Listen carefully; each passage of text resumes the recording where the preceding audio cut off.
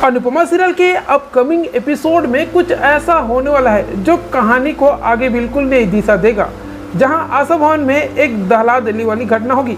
नंदिता को आगे बढ़ता और अपनी बेटी को आशा भवन के साथ खुशहाल जीवन जीता देखकर उसके पति के सीने पर सांप लौटने लगता है और फिर वह उसकी हत्या कर देता है।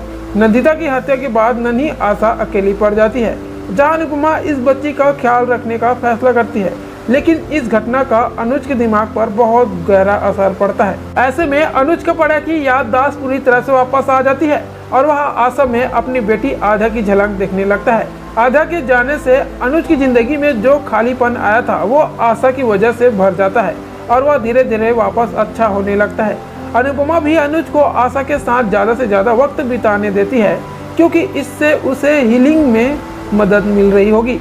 वही नंदिता के घर वाले उससे पहले ही नाराज है, इसलिए कोई उसे लेने नहीं आएगा।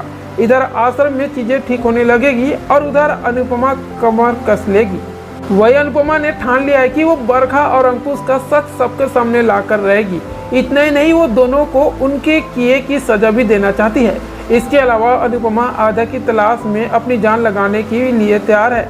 अनुज की मानसिक हालत बिगड़ने के बाद अकेली पड़ चुकी अनुपमा को देविका की वजह से मदद मिलेगी और अपनी दोस्त की मदद से वो हर मुश्किल का सामना करने के लिए तैयार है। लेकिन एक रात से अभी भी पर्दा उठना बाकी है कि अनुज कागज पर क्या लिख रहा था। वहीं आपको बता दें कि हाल ही के प्रोमो वीडियो में दिखाया गया है कि अपने कमरे में जमीन पर बैठा अनुज का पड़िया कागज पर कुछ लिख रहा होगा। अनुपमा उसे देखकर खुश हो रही होगी, लेकिन आगे दिखाया गया है कि अनुज उसी कागज को लेकर कहीं भाग जाता है। वह बाजार में इस कागज को लेकर घूम रहा होगा।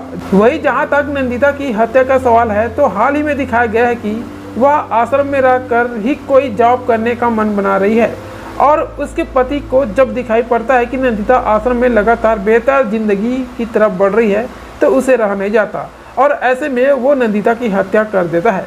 अब देखना होगा कि अनुपमा सीरियल के आने वाले नए एपिसोड में अब ट्विस्ट कहां पर आएगा और कहानी में आगे क्या होगा। तो आगे एपिसोड के लिए चैनल को बिल्कुल सब्सक्राइब कर लीजिएगा। इसके आगे जो भी अपडेट रहेगा वो हम आप तक पहुंचाते रहेंगे।